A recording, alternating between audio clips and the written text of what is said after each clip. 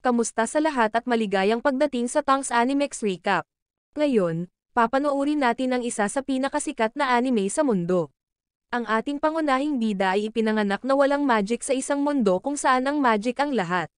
Sa kabila nito, naghahangad si Asta na maging Wizard King, ang pinakamakapangyarihang magic user sa bansa. Isang araw, sa isang maliit na nayon, dalawang sanggol ang iniwan sa pintuan ng isang simbahan, kaya kinuha ng pari ang dalawang bata. Napansin niyang magkaiba ang personalidad ng dalawang bata. Ang isang bata ay tila napakasigla, ngunit ang isa pang bata ay napakakalmado. Napagtanto niya na ang pangalan ng batang ito ay Yuno.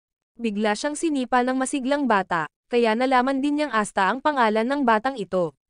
Pagkalipas ng 15 taon, si Asta ay naging isang binatilyo. Sabi niya, balang araw, siguradong magiging Wizard King ako, kaya sister, please marry me. Ngunit tinanggihan siya ni Lily, dahil siya ay isang madre. Gayunpaman, hindi sumuko si Asta, tuloy-tuloy siyang nag-propose kay Lily. Pagkatapos ay ginamit ni Lily ang water magic para tamaan siya, pero napakatigas pa rin ng ulo ni Asta.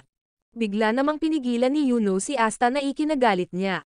Pinuna ni Yuno si Asta, tinawag siyang isang pandak na lalaki, na walang mga katangian upang makaakit ng mga babae. Samantala, naging napakagwapong binata si Yuno na ikinainis ni Asta. Kaya gusto niyang hamunin si Yuno, ngunit sinabi ng ibang bata na hinding-hindi matatalo ni Asta si Yuno, dahil hindi siya marunong gumamit ng mahika. Bagamat lahat ng iba sa mundong ito ay maaaring gumamit ng mahika, si Asta lamang ang walang mahika, na ikinagalit niya. Kaya nagpasya siyang patunayan ang kanyang lakas sa pamamagitan ng paggawa ng mga sit-up. Samantala, gumagamit si Yuno ng hangin para matuyo ang mga damit ni Lily, na ikinagulat ni Asta. Ito ay labis na ikinatuwa ni Padre Orsi, dahil maaaring maging Magic Knight si Yuno, at siya ang pag-asa ng lahat sa nayon. Ngunit hindi pa rin sumusuko si Asta. Determinado siyang maging isang Magic Knight, at pagkatapos nito, siya ay magiging Wizard King. Gayunpaman, walang naniniwala kay Asta, na ikinagalit ni Asta at tumakbo palayo. Sa sandaling ito, nag-aalala si Lily kay Asta, hindi niya alam kung saan nagpunta si Asta. Nagpunta pala si Asta sa kagubatan upang sanayin ang kanyang pisikal na lakas, dahil determinado siyang maging Wizard King. Sa oras na ito, ang lahat ng 15 taong gulang sa Clover Kingdom ay nagtitipon, upang lumahok sa Grimoire Acceptance Ceremony, na nagpapasigla kay Asta. Dahil naniniwala siya na, pagkatapos niyang makatanggap ng grimoire, tiyak na maaabutan niya si Yuno. Sa sandaling ito, sa pagsisimula ng seremonya, lumipad ang lahat ng mga grimoire at hinahanap ang kanilang mga may-ari, na nagpapasaya sa lahat, dahil maaari na silang kumuha ng pagsusulit sa pasukan ng Magic Knight. Ngunit si Asta lang ang hindi nakakatanggap ng grimoire. Ikinabigla nito si Asta, kaya nakikita siya ng lahat bilang isang pagkabigo. Sa hindi inaasahan, ang grimoire ni Yuno ay may 4 na dahon na clover, na ikinagulat ng lahat, dahil ang kanyang grimoire ay katulad ng unang Wizard King, at naglalaman ito ng malaking kapangyarihan. Biglang sinabi ni Yuno, ako ay magiging Wizard King, na nagpapasaya sa lahat. Ngunit hindi pa rin sumusuko si Asta at sinabing, aabutan kita, dahil karibal mo ako. Gayunpaman, malamig na lumayo si Yuno kay Asta. Sa sandaling ito, labis na nadismaya si Asta, dahil sa palagay niya ay hindi siya maaaring gumamit ng mahika. Gayunpaman, hindi pa rin sumusuko si Asta, determinado siyang maging Wizard King, at sigurado siyang maaabutan niya si Yuno. Samantala, ang mga maharlika ay labis na naiinggit kay Yuno, dahil ang isang karaniwang tulad niya ay maaaring magkaroon ng 4 na dahon ng clover na grimoire, kaya inatake niya si Yuno. Sa hindi inaasahan, madaling hinarangan ni Yuno ang pag-atake. Bigla silang tinambangan ng ibang tao. Hindi alam ni Yuno kung sino siya. Bigla, nahuli ng attacker si Yuno at ninakaw ang kanyang grimoire. Isa pala siyang grimoire collector, kahit si Yuno lang ang makakagamit. Biglang lumitaw si Asta, ngunit nahulog siya. Sa sandaling ito, hinihiling ni Asta na ibalik niya ang grimoire ni Yuno. Gayunpaman, napagtanto niya na si Asta ay isang kabiguan lamang, kaya't sinalakay niya si Asta. Sa hindi inaasahan, umiwas si Asta at tumakbo sa likuran niya, gayunpaman, nahuli niya si Asta, at inihagis niya si Asta sa dingding. Sa sandaling ito, napagtanto ni Asta, hindi siya sapat na malakas para talunin siya. Kaya kinukutya niya si Asta dahil sa pagiging isang pagkabigo, na sinasabi na sa isang mundo kung saan lahat ay maaaring gumamit ng magic, si Asta ay hindi kailanman magiging Wizard King. Bigla, pinagalitan siya ni Yuno at sinabing, hindi kabiguan si Asta, dahil karibal ko siya. Na ikinagulat ni Asta, kaya nagpa siya siyang huwag sumuko. Bigla, nagsimulang ipatawag ni Asta ang kanyang grimoire, na ikinagulat ng lahat. Lumitaw ang isang itim na espada mula sa loob ng grimoire, na nakakatakot sa kanya, dahil hindi pa siya nakakita ng 5 dahon na kluber na grimoire. Lumalabas na ang isang 3 dahon na kluber ay kumakatawan sa pag-asa at pag-ibig, ang isang 4 na dahon na kluber ay kumakatawan sa swerte, ngunit ang isang 5 dahon na kluber ay kumakatawan sa isang demonyo. Sa sandaling ito, alam ni Yuno na tiyak na magtatagumpay si Asta, dahil mula pa noong bata pa siya, gusto na ni Asta na maging Wizard King, upang magdala ng kaligayahan sa lahat. Naalala tuloy ni Yuno 10 taon na ang nakalilipas. Napakahina pala ni Yuno noong bata, kaya sinabi ni Asta na lagi niyang puprotektahan si Yuno. Pero gusto ni Asta na pakasalan si Lily. Kahit na palagi siyang tinatanggihan ni Lily, dahil madre siya, hindi pa rin sumusuko si Asta. Sa sandaling iyon, ikinwento ni Lily sa kanilang dalawa ang kwento ng unang Wizard King, at kung paano niya natalo ang Demon King para protektahan ang lahat, na labis na ikinatuwa ni Asta at Yuno. Napagtanto ni Asta na ang Wizard King ay isang mahusay na tao, kaya nagpasya siya na siya ay magiging Wizard King, dahil pagkatapos ay maaari siyang magdala ng kaligayahan sa lahat. Pero nang mag-propose ulit siya kay Lily, sinabi pa rin ni Lily na hindi. Sa sandaling ito, sinusubukan ni Asta na gumamit ng mahika, ngunit hindi pa rin niya ito magagamit. Biglang dumating si Padre Orsi para hilingin na maghatid ng liham. Agad namang nagboluntaryo si Asta, ngunit ibinigay ni Padre Orsi ang sulat kay Yuno, dahil hindi niya pinagkatiwalaan si Asta sa gawain. Kaya pumunta si Yuno para ihatid ang sulat para kay Padre Orsi. Nang pumasok si Yuno sa bayan, napansin ng isang tulisan ang pendant ni Yuno, at nagpas siyang nakawin ito. Samantala, nag-aalala si Asta kay Yuno, dahil matagal na siyang hindi nakabalik. Sa sandaling ito, ninakaw ng tulisan kay Yuno ang kanyang pendant, ngunit desidido si Yuno na bawiin iyon, dahil isa itong mahalagang pendant sa kanya. Gayunpaman, kinutya ng tulisan si Yuno dahil sa pagiging mahina. Biglang tumakbo si Asta. Kahit na panay ang pambubugbog sa kanya ng tulisan, desidido si Asta na ibalik ang pendant para kay Yuno, habang si Yuno naman ay nakatayo lang at nanunood. Nakita ng tulisan ang determinasyon ni Asta, kaya sumuko siya at ibinalik sa kanila ang pendant. Agad na tumakbo si Yuno upang humingi ng tawad kay Asta, kaya sinabi ni Asta, "Ako ay magiging Wizard King at poprotektahan ka," at gusto niyang patunayan sa lahat, na kahit isang karaniwang katulad niya ay maaaring maging Wizard King. Kaya tumigil sa pag-iyak si Yuno, at nagpasya din siya na siya ang magiging Wizard King. Sa sandaling ito, takot na takot pa rin ang tulisan at nagtanong, "Sino ka?"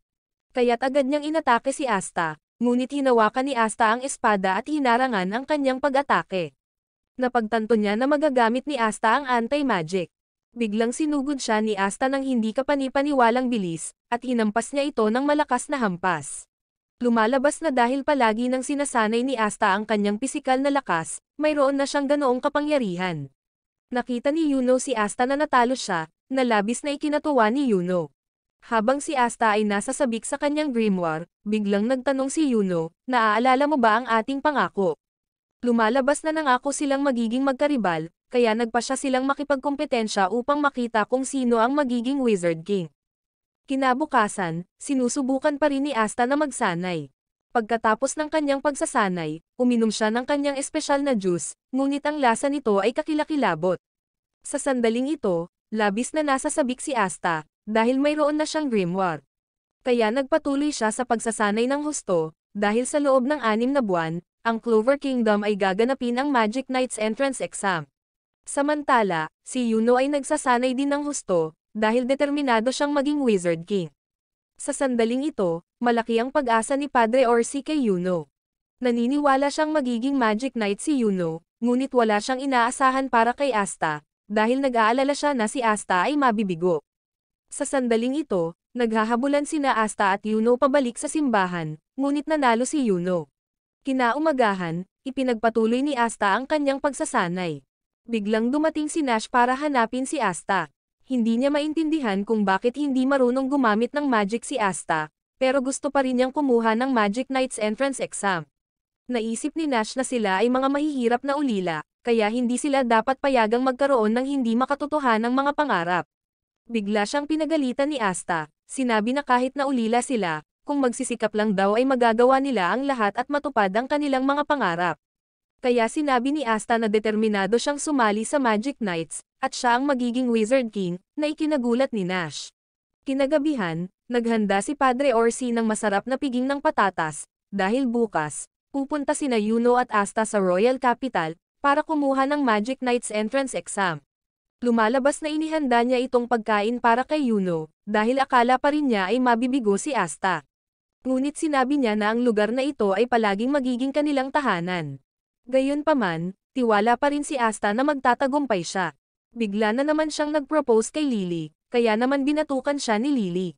Kinaumagahan, handa na sina Asta at Yuno na pumunta sa Royal Capital, na labis na ikinatuwa ng lahat. Biglang sinabi ni Nash na kung magiging Magic Knight si Asta, magiging Magic Knight din siya balang araw. Kaya nagpaalam silang dalawa sa lahat. Sa sandaling ito, napagtanto ni Lily na parehong lumaki ng mabuti sina Asta at Yuno, at naalala niya ang unang pagkakataon na nakilala niya sila. Nakita ni Asta na napakaganda ni Lily, kaya nag-propose ito sa kanya, na ikinagulat ni Lily, at tinanggihan siya nito. Pinagaling ni Lily si Asta, pagkatapos niyang maibalik ang pendant para kay Yuno, kaya umaasa siyang magtatagumpay sila. Samantala, tuwang-tuwa si Asta, naisip niya na kung magiging Magic Knight siya, kung gayon, tatanggapin ni Lily ang kanyang proposal. Kaya't nakipagkarera si Asta kay Yuno, upang tingnan kung sino ang mauunang makarating sa Royal Capital, na nagpapagod sa kanila, dahil napakalayo pa ng kanilang paglalakbay. Pagkatapos ng mahabang paglalakbay na magkasama, sa wakas ay nakarating sila sa Royal Capital. Nakita ni Asta na maraming tao ang bayan, na labis na ikinatuwa niya. Ngunit lahat ng bagay sa lugar na ito ay napakamahal, ibang-iba sa kanilang nayon. Sa puntong ito, nakarating na sila sa lugar ng pagsusuri, kaya pumunta sina Yuno at Asta sa lugar ng pagpaparehistro. Biglang napansin ng lahat ang 4-leaf clover grimoire ni Yuno, na ikinagulat nila.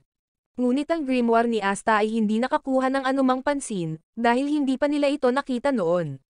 Sa sandaling ito, naghihintay pa rin ang lahat ng mga kandidato. Bigla silang napalibutan ng isang kawan ng mga anti-bird. Lumalabas na kapag mahina ang magic power ng isang tao, mas gustong magtipon ng mga ibong ito sa kanilang paligid. Sa hindi inaasahan, wala ni isang ibon ang lumapit kay Yuno, na ikinagulat ng lahat, dahil sa sobrang standout ni Yuno. Ngunit si Asta ay dinagsa ng isang buong kawan ng mga ibon. Kaya lahat ng tao ay minamaliit siya, dahil akala nila ay kabiguan si Asta. Biglang may nabunggo si Asta na lalaki, na ikinagalit niya, habang si Asta naman ay natakot, dahil pakiramdam niya ay napaka-intimidate ng lalaking ito. Sa sandaling ito, napagtanto ng lahat, siya si Yami, ang kapitan ng Black Bull. Habang si Asta ay hawak pa rin ang headlock ni Yami, na ikinatakot niya. Habang sinusubukang tumakas ni Asta, pinakawalan siya ni Yami, dahil magsisimula na ang pagsusulit, kaya lumayo si Yami. Biglang may dumating na binata para asarin si Asta, nagpakilalang Sek. Sa puntong ito, lumitaw ang lahat ng mga kapitan ng Magic Knights, na ikinagulat ng lahat.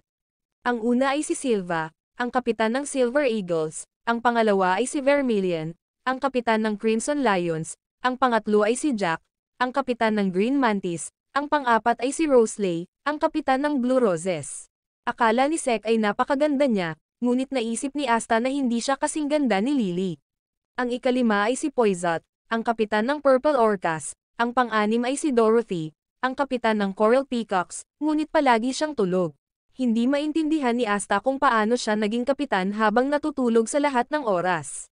Ang ikapito ay si Ril, ang kapitan ng Aquadeer. Siya pala ang pinakabatang kapitan, dahil si Ril ay 19 na taong gulang pa lamang. Biglang naghiyawan ang lahat, dahil lumitaw na ang pinakamalakas na kapitan sa Magic Knights. Ang kanyang pangalan ay William, ang kapitan ng Golden Dawn, at siya ay itinuturing na isang kandidato para sa posisyon ng Wizard King. Ang huli ay si Yami, ang kapitan ng Black Bulls. Sa sandaling ito, inihayag ni William na siya ang mga ngasiwa sa pagsusulit. Pagkatapos ay inilabas ni William ang kanyang mahika, na ikinamangha ng lahat. Isang higanteng puno ang lumitaw, at binigyan nito ng walis ang bawat kalahok. Ito ay lumalabas na ang unang pagsubok ay lumipad sa isang walis, upang masuri ang kanilang mga kasanayan sa magic control. Sa puntong ito, lahat ay maaaring lumipad. Habang kinilala ng mga kapitan si Yuno bilang isang henyo, si Asta, sa kabilang banda, ay ganap na kabaligtaran, dahil hindi niya maalis ang kanyang walis. Kaya sinimulan na siyang asarin ni Sek. Madaling naipasa ni Sek ang lahat ng mga sumusunod na pagsubok, ngunit hindi maipasa ni Asta ang alinman sa mga ito. Sa sandaling ito, inihayag ni William na ang huling pagsubok ay isang labanan. Lumalabas na ito ang pinakamahalagang pagsubok. Habang hindi alam ni Asta kung sino ang kakalabanin, bigla siyang hinamon ni Sek na ikinatuwa ni Asta. Sa sandaling ito, lubos ang tiwala ni Sek, dahil sa akala niya ay madali niyang matatalo si Asta. Ininsulto pa niya si Asta, tinawag siyang ordinaryong tao, kaya hindi komportable si Asta. Habang iniisip ng lahat na matatalo si Asta, sa pagsisimula ng laban, inilabas ni Sek ang kanyang mahika, kaya inilabas din ni Asta ang kanyang grimoire. Sa hindi inaasahan, napakabilis na kumilos ni Asta, at sa isang welga, agad na natalo ni Asta si Sek, na ikinagulat ng lahat. Samantalang si Yuno ay tuwang-tuwa, dahil alam niyang mananalo si Asta. Sa sandaling ito, napansin ni Yami si Asta. Napagtanto niyang si Asta ay hindi gumagamit ng mahika, kaya nakita niyang napaka-interesante ni Asta. Biglang may dumating na binata para hamunin si Yuno, kaya pumayag naman si Yuno. Kinilala siya ng lahat bilang si Salim, isang maharlika. Ngunit palagi niyang kinukot siya si Yuno, na sinasabing siya ay isang karaniwang tao, at si Yuno ay walang pagkakataong manalo laban sa isang maharlikang tulad niya. Nang magsimula na ang laban, pinakawalan ni Salim ang kanyang mahika na kidlat, na ikinamangha ng lahat, ngunit pinakawalan ni Yuno ang kanyang wind magic para harangin ang kanyang pag-atake. Sa hindi inaasahan, ang mahika ni Yuno ay lubos na nanaig kay Salim, at mabilis na nanalo si Yuno, na ikinagulat ng lahat, dahil napakalakas ni Yuno. Pagsapit ng hapon, natapos na ang Magic Knights entrance exam, kaya pipiliin ng mga kapitan ang mga kalahok na gusto nila. Ang mga hindi napili ay aalisin, na ikinababahala ni Asta, dahil marami na ang naalis. Sa puntong ito, turn na ni Yuno. Sa hindi inaasahang pagkakataon, pinili siya ng lahat ng mga kapitan, na ikinagulat ng lahat. Kaya pinili ni Yuno ang Golden Dawn, dahil naisip niya na ito ang pinaka-promising na landas para maging Wizard King. Sumunod ay si Asta naman, na ikinabahala niya, hindi niya alam kung may pipili sa kanya. Sa hindi inaasahan, walang kapitan ang pumili sa kanya, iniwan si Asta na bigo, ngunit ayaw sumuko ni Asta. Biglang tumayo si Yami at sinabing, kailangan ng Magic Knights ng mga taong marunong gumamit ng magic, kaya walang mangangailangan sa iyo. Biglang inilabas ni Yami ang kanyang mahiwagang kapangyarihan, na ikinatakot ng lahat, habang si Asta ay nakaramdam ng matinding pressure, na pagtanto niyang napakalakas ni Yami. Tanong ni Yami, gusto mo pa bang maging Wizard King ngayon? Sa kabila ng nakatayo sa ilalim ng nakakatakot na presensya ni Yami, ipinahayag ni Asta, ako ay magiging Wizard King, na lubos na ikinatuwa ni Yami. Kaya sinabi niya kay Asta na sumali sa kanyang Black Bulls, na ikinagulat ng lahat. Habang naaalala ni Asta ang kanyang mahirap na araw ng pagsasanay, pumayag siya. Nang matapos ang pagpili, tuwang-tuwa sina Asta at Yuno, dahil pareho silang naging Magic Knight. Biglang sumakit ang tiyan ni Asta at tumakbo sa toilet, dahil kumain siya ng inihaw na ahas noong umagang iyon. Sa hindi inaasahan, pinagmamasdan ni Sek si Asta, nagbabalak na maghiganti sa kanya. Habang gumagamit siya ng mahika para saktan si Asta, biglang sumulpot si Yuno at pinigilan siya, na ikinatakot ni Sek, kaya tumakbo siya palayo. Pagkatapos, natapos na ni Asta ang paggamit ng toilet. Pinagalitan siya ni Yami sa paghihintay niya. Bigla silang nagbukas ng special gate, at inihagis ni Yami si Asta sa loob, na ikinagulat ni Asta, dahil ito ang headquarters ng Black Bulls. Tuwang-tuwa si Asta, ngunit pagbukas pa lang niya ng pinto para salubungin sila, agad siyang sinunog. Sa sandaling ito, sinabi ni Yami kay Asta, na ang Black Bulls ang pinakamasamang squad sa Magic Knights. Sa panig ni Yuno, dumating siya sa punong tanggapan ng Golden Dawn, at nakilala si Klaus. Hindi maintindihan ni Klaus kung bakit si Yuno, na hindi isang maharlika, ay maaaring piliin ng kapitan. Kaya sinabi ni Klaus na hindi niya tatanggapin si Yuno. Samantala, laking gulat ni Asta, dahil napakagulo ng headquarters ng Black Bulls, at wala man lang umanong pakialam sa kanya. Nakita ni Yami ang lahat ng patuloy na nagdudulot ng gulo, na ikinagalit niya at sumigaw siya. Sa hindi inaasahan, agad nilang pinalibutan si Yami. Masaya dahil nakabalik na ang kanilang kapitan. Sa sandaling ito, sinimulan ni Yami na ipakilala si Asta bilang kanilang bagong miyembro. Ito ay nagpasigla sa lahat. Lumapit si Vanessa para kausapin si Asta, na ikinahiya niya, pero kay Lily na ang puso ni Asta. Sumunod ay si Locke, na naghamon kay Asta sa isang laban. Biglang ipinakita ni Ghosh kay Asta ang larawan ng kanyang kapatid, at sinabing papatayin niya si Asta kapag napalapit ito sa kanya. Sumunod ay si Charmy, na mahilig kumain, tapos si Gray, tahimik na tao, at si Magna na sobrang init ng ulo. Dahil dito natakot si Asta. At panghuli, si Finral. Ito ay nagpasigla kay Asta, dahil nakilala niya ang lahat. Sa puntong ito, sinabihan sila ni Yami na sanayin si Asta, kaya inako ni Magna ang responsibilidad ng pagsasanay kay Asta, dahil hindi pa rin niya kinikilala si Asta. Nagtanong si Magna, gusto mo bang makuha ang balabal ng Black Bolt? Na ikinatuwa ni Asta. Pagkatapos ay sinimulan ni Magna ang pagsubok kay Asta, sinabi niya kay Asta na gamitin ang kanyang mahika, upang harangan ang kanyang mga pag-atake. Kung malalampasan ni Asta ang hamon na ito, kikilalanin siya ni Magna bilang miyembro ng Black Bolt. Kaya ipinatawag ni Asta ang kanyang espada, na ikinagulat ng lahat, dahil ang kanyang espada ay napakalaki. Sa puntong ito, lumikha si Magna ng mga bolang apoy at inilunsad ito kay Asta, ngunit nagawa niyang iwasan ang lahat ng ito. Kaya ibang teknik ang ginamit ni Magna, binato niya ng fireball si Asta sa sobrang bilis. Biglang umasa si Asta sa kanyang instincts, ibinuhos niya ang lahat ng kanyang lakas sa pagharang sa atake ni Magna, dahilan para tumalbog pabalik ang bolang apoy ni Magna. Nagulat ang lahat, napagtanto nila na ang espada ni Asta ay maaaring kontrahin ang mahika. Sa puntong ito, galit na galit si Magna, dahil muntik na siyang mapatay ng sarili niyang mahika. Natakot ito kay Asta. Sa hindi inaasahan, labis na nasiyahan si Magna, dahil kayang kontrahin ni Asta ang kanyang mahika. Biglang nagtipon ang lahat sa paligid ni Asta, dahil kinikilala siya ng lahat, kaya nagpa siya si Magna na ibigay kay Asta ang balabal ng Black Ball, na labis na ikinatuwa ni Asta. Tinulungan ni Vanessa si Asta na magpalit ng kanyang bagong damit, at opisyal na siyang naging miyembro ng Black Ball, na nagpasaya kay Asta. Ngunit sa loob ng punong tanggapan ng Black Ball, mayroon pa ring bagong miyembro. Sa sandaling ito, dinala ni Magna si Asta sa kanyang silid.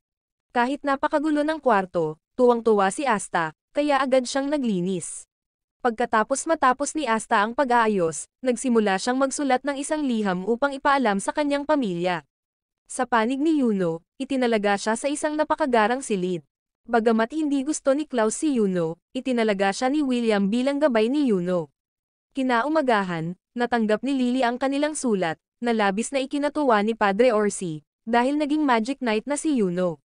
Ngunit hindi niya binasa ang sulat ni Asta, dahil akala niya ay nabigo si Asta, kaya malapit na siyang bumalik doon. Biglang natuklasan ni Lily na naging Magic Knight din si Asta, na ikinagulat ng lahat.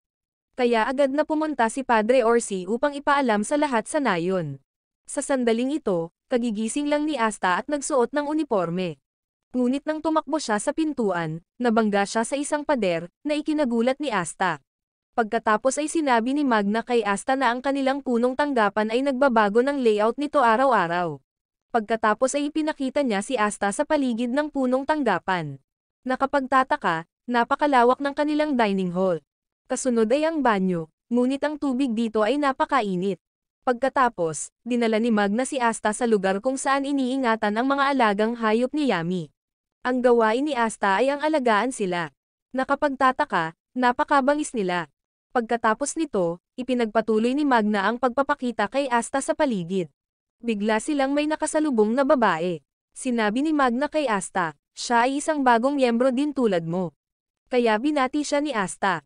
Gayunpaman, napakalamig niya kay Asta, dahil siya ay isang karaniwang tao, at tinawag niya itong peste.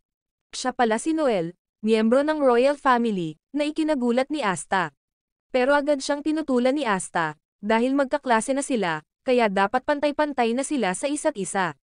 Gayunpaman, minamaliit pa rin ni Noel si Asta, at agad niyang ginamit ang kanyang mahika para salakayin siya.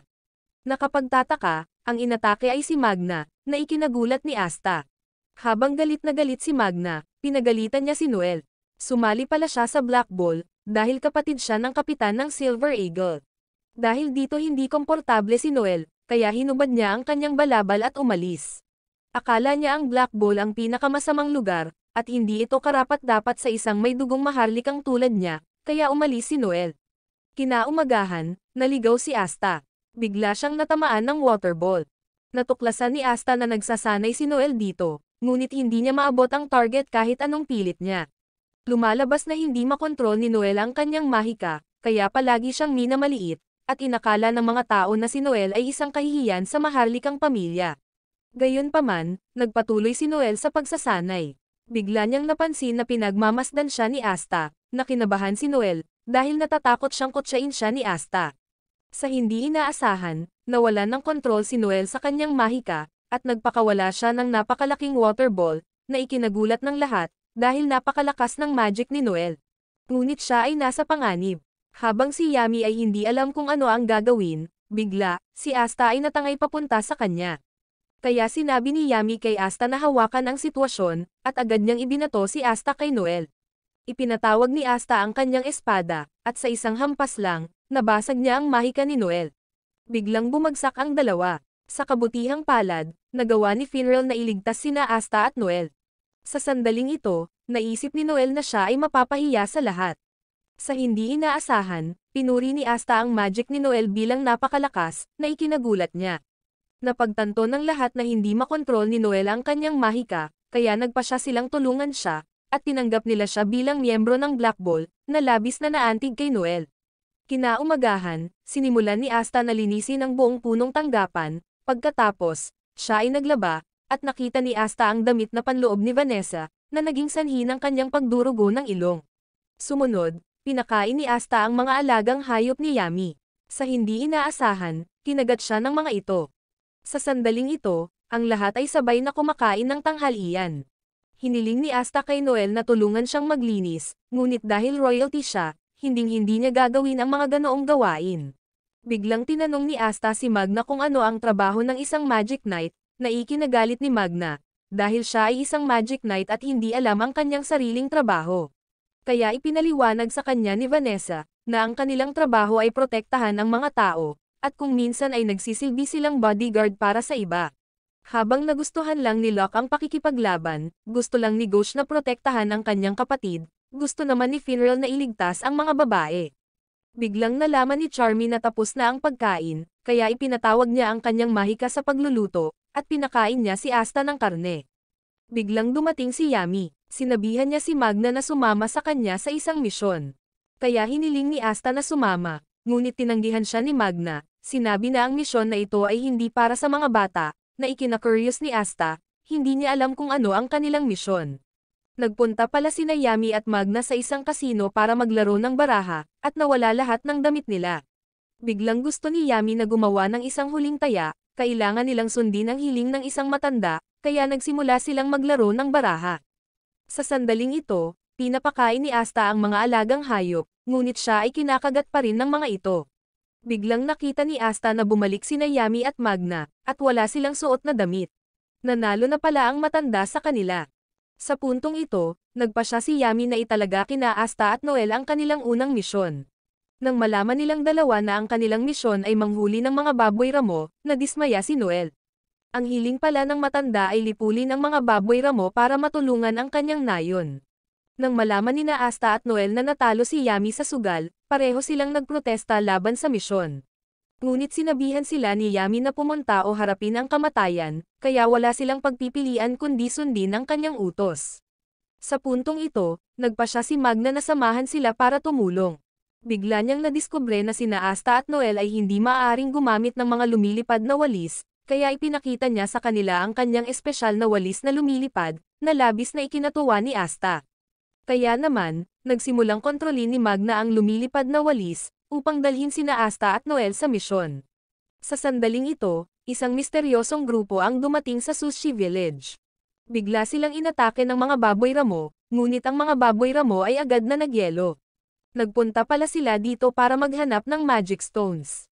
Samantala, nakarating na rin ang grupo ni Asta sa nayon, ngunit si Asta ay hinahabol ng baboy ramo. Napagtanto niya na napakalaki ng mga baboy ramo dito.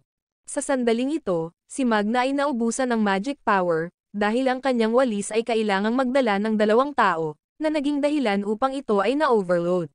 Habang tutulungan sana ni Noel si Asta, hindi niya sinasadyang matamaan si Asta, na naging sanhi ng pag-atake sa kanya ng baboy ramo. Ngunit mabilis, natalo ni Asta ang baboy ramo. Gayunpaman, sinabi ni Magna na mayroon pa ring kawan ng mga baboy ramo. Sa huli, nagawa nilang talunin ang mga baboy ramo. Sa sandaling ito, sinabi ni Magna kina Asta at Noel na, ang matandang nagsusugal ay nagngangalang Seihi. Dati, madalas siyang pumupunta sa village na ito para hamunin si Seihi, ngunit patuloy na natatalo si Magna sa kanya, at si Seihi ang nagmungkahi kay Magna na lumahok sa Magic Knight's entrance exam. Nagsusugal pala si Seihi para kumita ng pera para makatulong sa mga taga-nayon. Biglang napansin ni Magna na kakaiba ang nayon. Napapaligiran pala ang nayon ng mahiwagang ambon, at napagtanto nilang nasa panganib ang mga taga-nayon.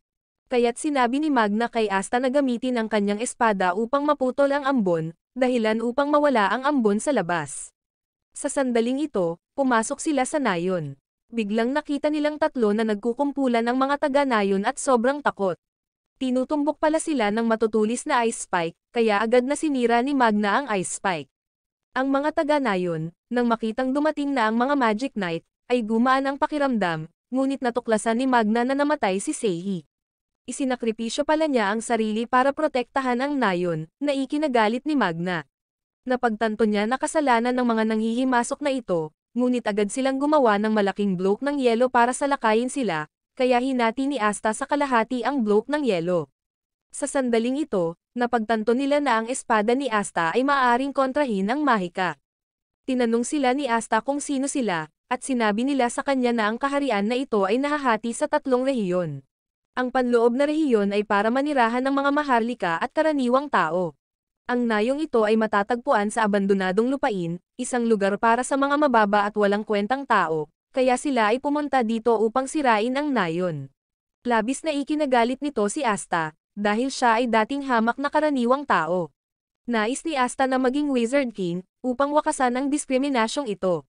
Kaya naman, determinado si Asta na protektahan ang mga taga-nayon. Biglang nagpatuloy si Heath na lumikha ng maraming ice spike para palibutan sila. Nang umatake siya, hinarang ni Asta ang kanyang mga pag-atake. Ginamit din agad ni Magna ang kanyang mahika, ngunit nauubusan na siya ng magic power. Napagtanto ni Magna na kasing lakas sila ng Magic Knights. Inatake din ni Noel si Heath, ngunit hindi niya ito matamaan, na nagparamdam kay Noel na walang silbi, dahil hinahadlangan niya sina Asta at Magna. Gayunpaman, isang batang babae ang nakiusap kay Noel na tulungan siya, kaya determinado si Noel na protektahan ang lahat. Bigla, nabuksan ni Noel ang bagong magic, gumawa siya ng dome ng tubig para protektahan ang lahat. Sa sandaling ito, lahat ng mga pag-atake ni Heath ay naharang. Gumaan ang pakiramdam ni Magna. Pagkatapos ay sumugod si Asta upang salakayin si Heath, at nagawa niyang tamaan siya, ngunit agad na gumanti si Heath. Nakita ng lahat na nasugatan si Asta kaya nag-alala sila. Napagtanto ni Heath na hindi sapat ang magic power ni Noel para magtagal, kaya pinalamig niya ang dome ng tubig ni Noel. Labis na nag-aalala si Magna, dahil wala siyang paraan para talunin si Heath. Biglang tumayo si Asta, ngunit agad siyang pinalipad ni Heath. Kahit napagod na siya ay hindi pa rin sumuko si Asta, patuloy pa rin siya sa pag-atake kay Heath. Nang makita ang determinasyon ni Asta, naalala ni Magna kung gaano kasaya ang mga taga-nayon nang siya ay naging Magic Knight, at binigyan din ni Seihi si Magna ng isang bag, para lagyan ng kanyang grimoire. Sa sandaling ito, nabawi ni Magna ang kanyang espiritu, at determinado rin siyang huwag sumuko. Samantala, hindi maintindihan ni Heath kung bakit si Asta ay napaka-determinado. Kaya sinabi ni Asta, gusto kong maging Wizard King, dahil gusto kong protektahan ang lahat. Biglang lumabas si Magna na ikinagulat ng lahat. Sinabihan ni Magna si Asta na makipagtulungan sa kanya. Pagkatapos ay ginamit agad ni Magna ang kanyang mahika upang lumikha ng bolang apoy. Inihagis niya ito kay Heath, ngunit nakaharang si Heath. Nang tatapusin na ni Heath si Magna, biglang sumulpot si Asta sa kanyang likuran, at binato niya ng fireballs si Heath. Samantala, nagawa ni Noel na protektahan si Magna sa tamang oras. Sa sandaling ito, ipapa-freeze na ni Heath ang apoy ni Magna, ngunit agad siyang hinampas ni Asta ng isang malakas na hampas. Si Heath ay natalo ni Asta, na naging sanhi ng labis na kasiyahan ng lahat, dahil sila ay nanalo. Pagkatapos ay gumamit si Magna ng apoy upang itali sila. Biglang nawala ng malay si Asta, dahilan para mag-alala ang lahat, pero tulog lang pala. Sa puntong ito, nagsimula na ring baguhin ni Noel ang kanyang pananaw kay Asta. Biglang lumitaw ang isang anti-bird mula sa balabal ni Asta. Lumipad ito sa isang bahay at natagpuan ang Magic Stone. Pagkatapos, nagsimulang tanungin ni Magna si Heath, ngunit tumanggi siyang magsabi ng anuman. Bigla niyang pinalamig ang sariling katawan, na nagpapahiwatig na sila ay nagpakamatay. Nagalit ito kay Asta, dahil hindi nila pinahahalagahan ang kanilang sariling buhay. Sa sandaling ito, labis na nalungkot ang pamangkin ni Seihi sa pagkamatay ng kanyang tiyuhin. Nag-iisang tumayo si Seihi laban kay Heath, para protektahan ang lahat. Napagtanto ni Magna na si Seihi ay isang tunay na dakilang tao.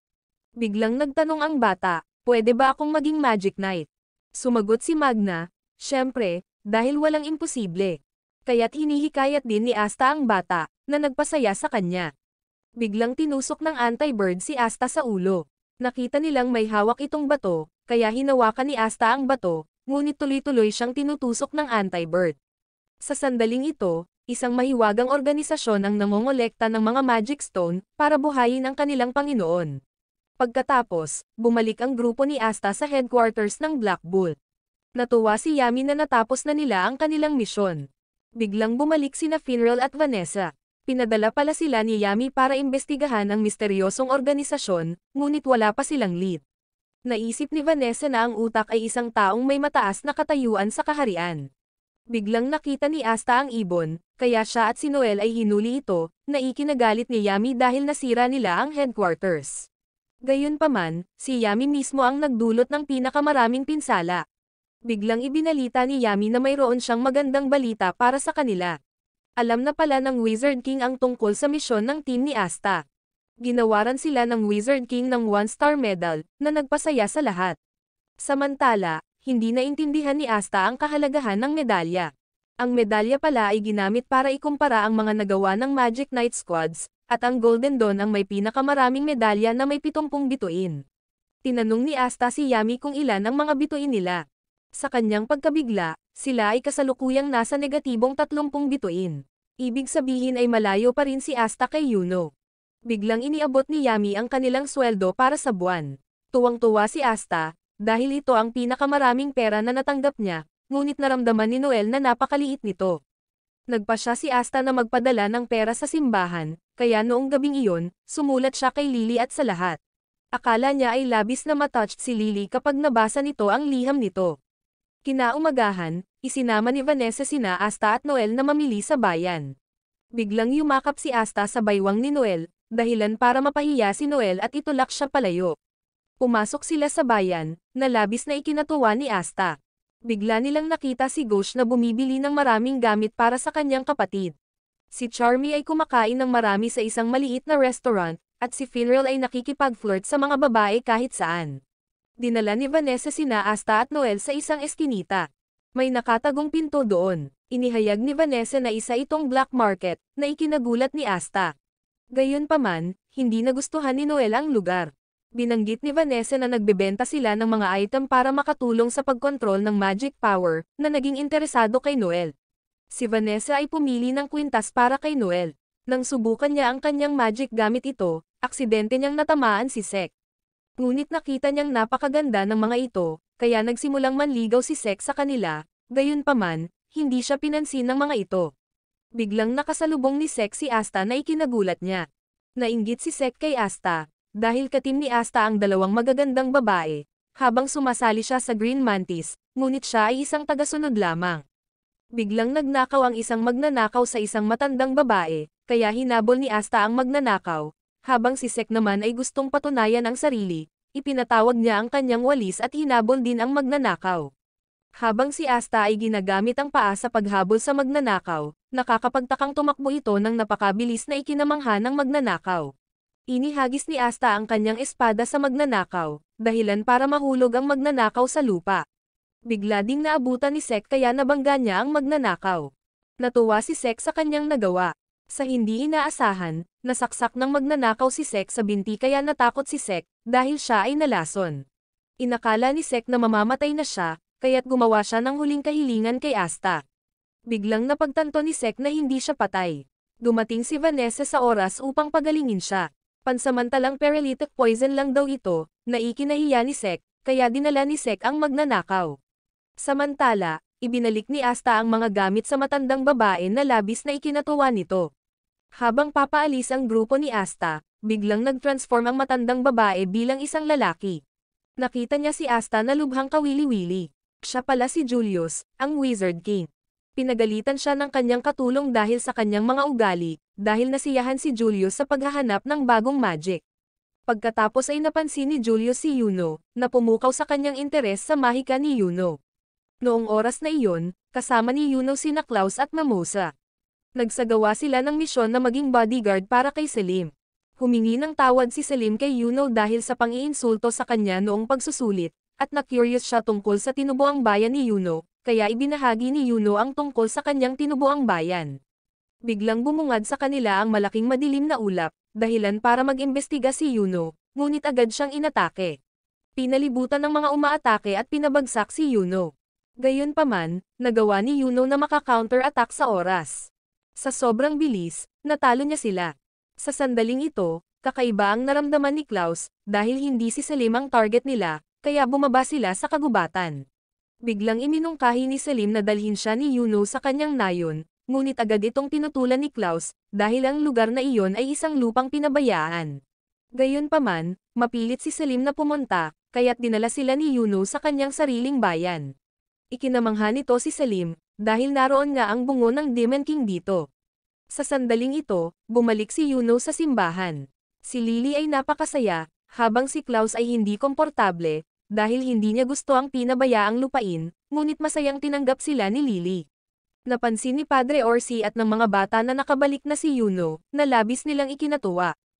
Nang gabing iyon, nagluto ng patatas sina Padre Orsi at Lily para sa kanila, kaya naisip ni Selim na napakasarap ng pagkain.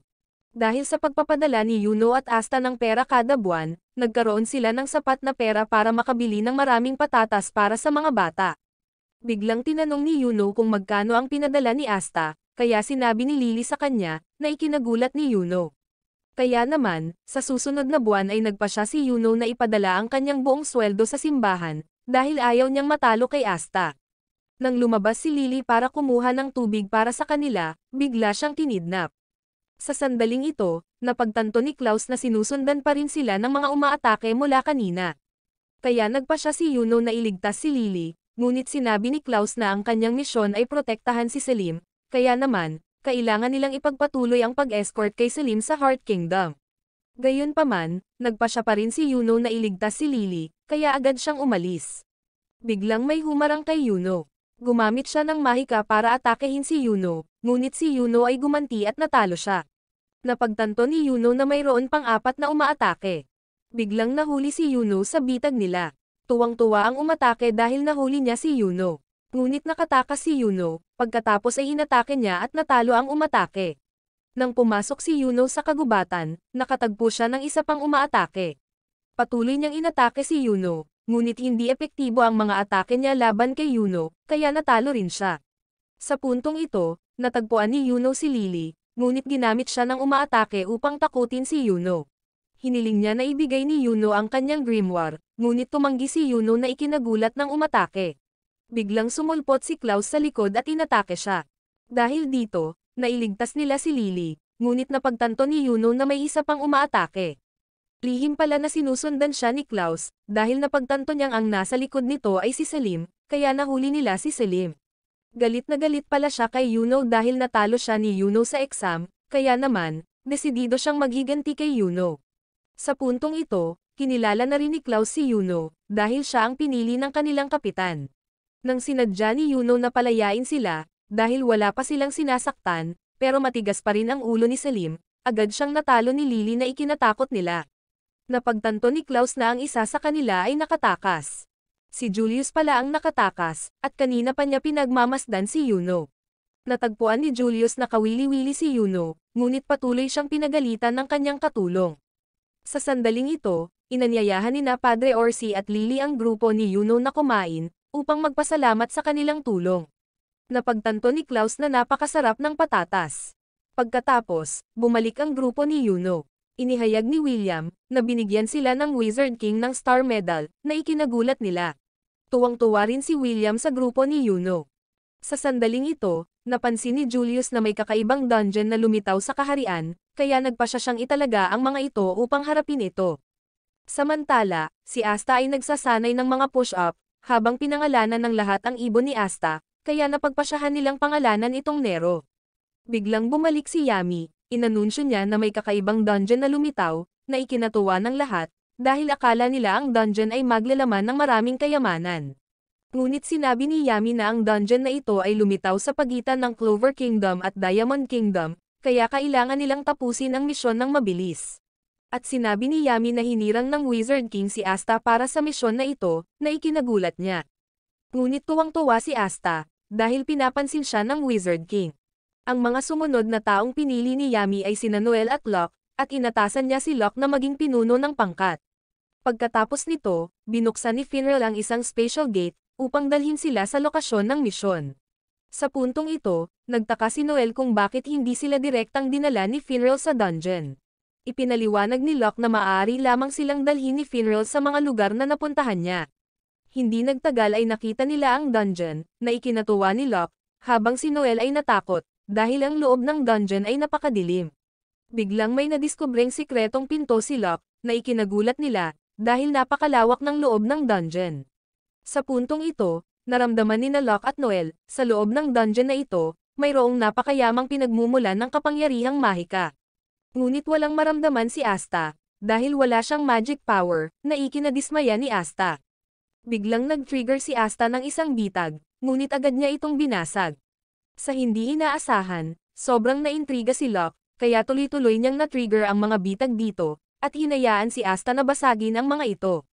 Sa puntong ito, nagsimulang gumamit si Locke ng locator magic. Bigla niyang naramdaman ang ibang tao bukod sa kanila, na ikinatuwa naman ni Locke. Gumamit siya ng lightning magic at nag-transform sa isang pares ng sapatos, kaya agad siyang tumakbo na ikinagulat ni Asta at Noel, habang si Locke naman ay tuwang-tuwa, dahil akala niya ay makakaharap niya ang isang malakas na kalaban. Sa sandaling ito, nagpatuloy sina Asta at Noel sa paggalugad sa dungeon, kaya sinabi ni Asta kay Noel ang tungkol kay Yuno. Bigla niyang napagtanto na sila lang ang magkasama, kaya napahiya si Noel. Bigla siyang nahulog sa bitag. May lumitaw na halimaw, balak kainin si Noel, kaya agad siyang niligtas ni Asta. Sa hindi inaasahan, pareho silang nahuli ng halimaw. Biglang may umatake sa halimaw at iniligtas sila, na ikinagulat nilang dalawa. Ito pala ang grupo ni Yuno, na labis na ikinatuwa ni Asta nang makitang muli si Yuno. Sa sandaling ito, pinuna ni Klaus si Yuno, dahil akala niya ay sinayang ni Yuno ang kanilang oras sa pagliligtas kay Asta. Kaya tinawag ni Asta si Klaus na bastos, na ikinagalit ni Klaus, habang si Mimosa ay tuwang-tuwa, dahil nakita niya si Noel. Si Mimosa pala ay pinsan ni Noel. Gayunpaman, hindi komportable si Noel, dahil hindi niya gusto si Mimosa. Samantala, patuloy ang tingin ni Klaus kay Asta. Hindi siya naniniwala na ang Wizard King ang nag-nominate sa kanya, na ikinagalit ni Asta, kaya tuloy-tuloy ang pagtatalo nila ni Klaus. Nagpasya silang makipagkompetensya para makita kung sino ang unang makakahanap ng kayamanan. Kaya naman, ginamit ni Mimosa ang kanyang mahika. Sa hindi inaasahan, nakagawa siya ng mapa ng dungeon, pagkatapos, gumamit si Yuno ng mahika ng hangin para paliparin sila, na ikinagulat ni Noel. Habang si Asta ay sobrang excited, dahil ayaw niyang matalo kay Yuno, kaya tumakbo sina Asta at Noel upang hanapin ang kayamanan. Ngunit nag-aalala si Noel, dahil hindi nila alam ang daan. Biglang tinuro ni Nero ang daan para sa kanila. Habang iniisip ni Klaus na hindi mahahanap ng grupo ni Asta ang kayamanan, dahil wala silang mapa, biglang binalaan ni Yuno si Klaus, hindi niya dapat maliitin si Asta. Sa panig ni Julius, nakatanggap siya ng notification, ang Magic Knights mula sa Diamond Kingdom ay nakiisa rin sa treasure hunt. Ito ay nagpasaya sa kanya, dahil naniniwala siya kay Asta at Yuno. Sa sandaling ito, natalo na ni Locke ang Magic Knights ng Diamond Kingdom, at nakilala niya ang kanilang kapitan. Lotus pala ang pangalan niya. Nakita niya ang mahika ni Locke, na ikinatuwa niya. Biglang inatake agad siya ni Locke, pero napigilan ni Lotus ang atake niya. Dahil dito ay labis na ikinatuwa ni Locke, dahil napakalakas ni Lotus. Sa panig ni na Asta at Noel, nakarating sila sa isang zero-gravity room. Biglang may nakitang treasure chest na tumatakbo si Asta kaya hinabol niya ito at nahuli.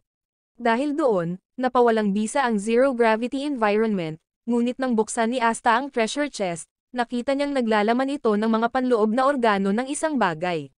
Habang patuloy na umaatake si Locke kay Lotus, biglang naramdaman ni Locke na kakaiba ang kanyang katawan.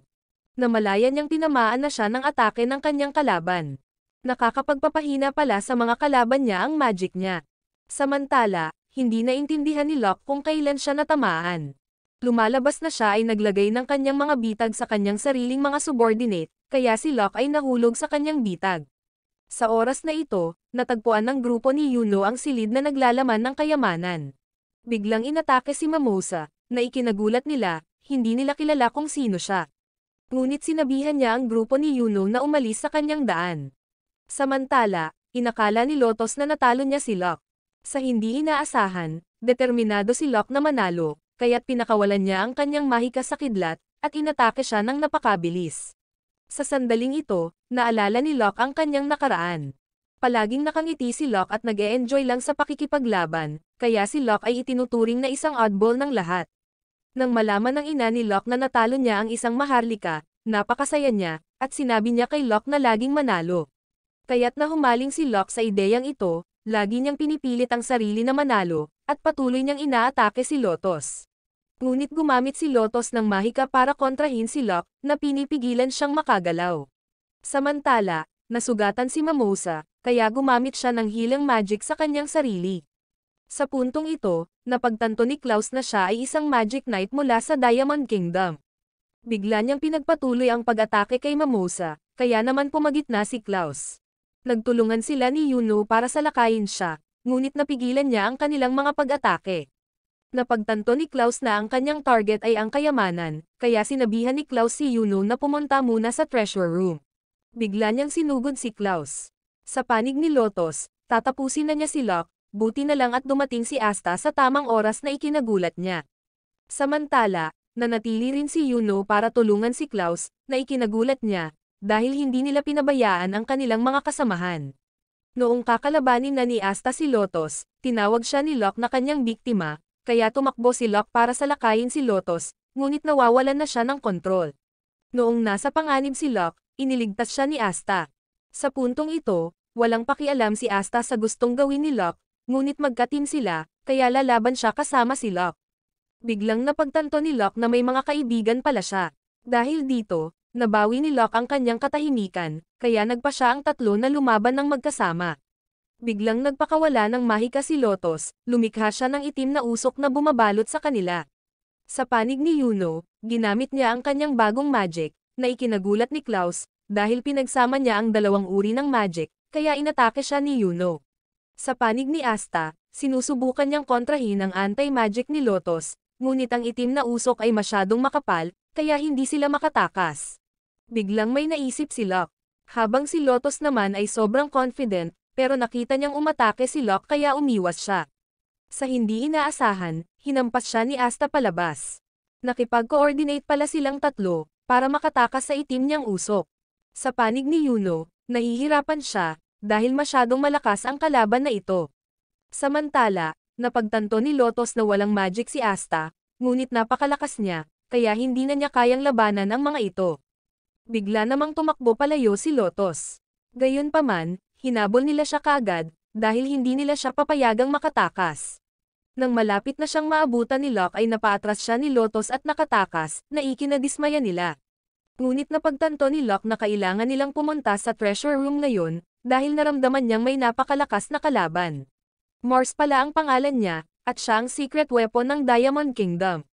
Sa sandaling ito, napagtanto ni Klaus na pagod na si Yuno, dahil masyadong malakas si Mars, at narinig niya na ang Diamond Kingdom ay lumikha ng mga artificial na mandirigma, sa pamamagitan ng pagtatanim ng mga mahiwagang bagay sa kanilang mga katawan, at pinaglaban-laban nila ang mga bata hanggang sa huli na may isang may makaligtas.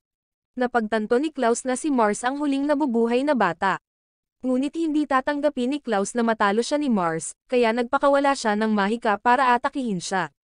Sa hindi inaasahan, hinarang ni Mars ang kanyang pag-atake gamit ang isang clone.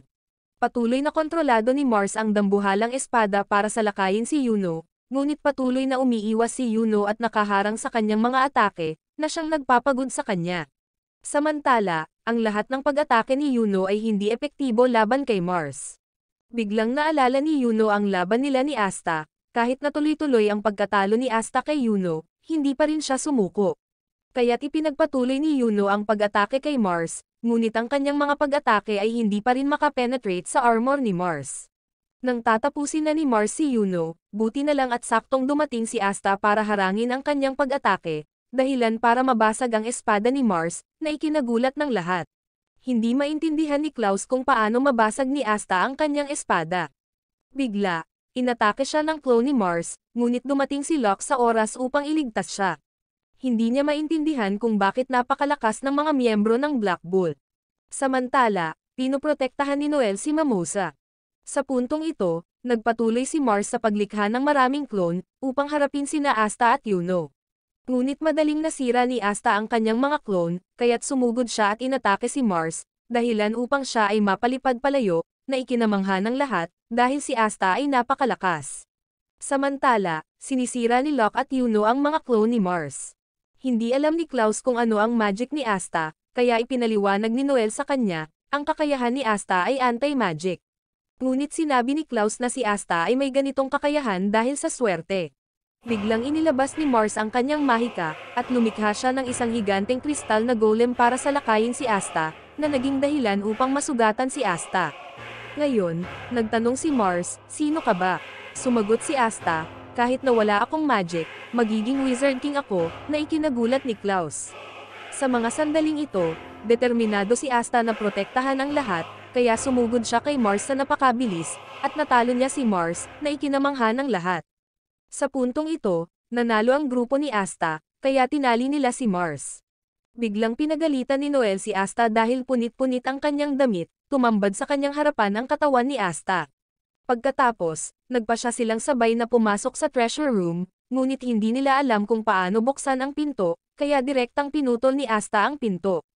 Dahil doon, nakapasok sila sa treasure room, na ikinagulat nila, dahil sa loob ay puno ng ginto at mga hiyas, na labis na ikinatuwa nila. Biglang natuklasan ni Yuno ang isang mahiwagang balumbon. Nang sinimulan niyang basahin ito, ang grimoire ni Yuno ay tumunog sa scroll, kaya lahat ng sulat sa scroll ay nawala. Samantala, dinala ni Nero si Asta sa isang kakaibang simbolo sa dingding. Hindi niya alam kung ano iyon. Biglang inatake ang loob. Nagising pala si Mars at agad na nahuli ang lahat, na ikinagulat ni Klaus, dahil makakatakas siya mula sa pagkakagapos ni Klaus.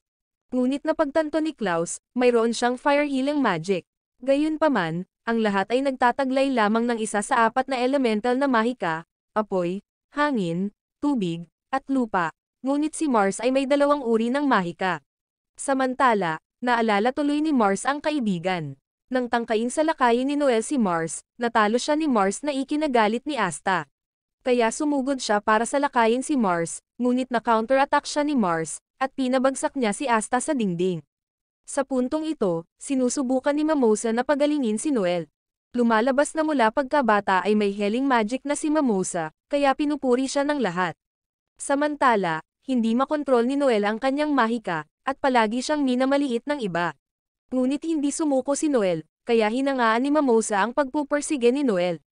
Habang patuloy na sinasabi ni Mars, mabubuhay ang malakas, at balak niyang salakayin si Mamosa, sa puntong ito, nagising si Asta. Nakita niyang nasa panganib ang lahat kaya nag-alala siya. Biglang itinutok ni Nero ang isa pang espada kay Asta. Habang malapit nang tapusin ni Mars sina Mamosa at Noel, biglang lumitaw si Asta upang harangan ang kanyang mga pag-atake, at inatake niya si Mars, ngunit patuloy na nakabawi si Mars at itinulak si Asta pabalik.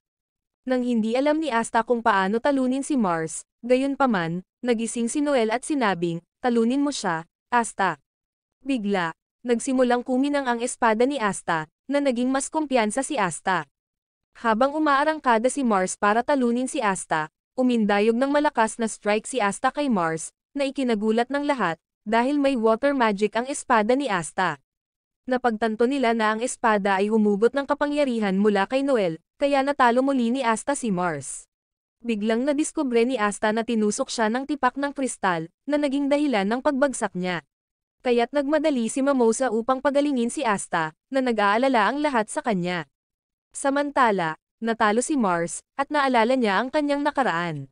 Minsan pala ay nagkaroon ng malapit na kaibigan si Mars na nagngangalang Fana.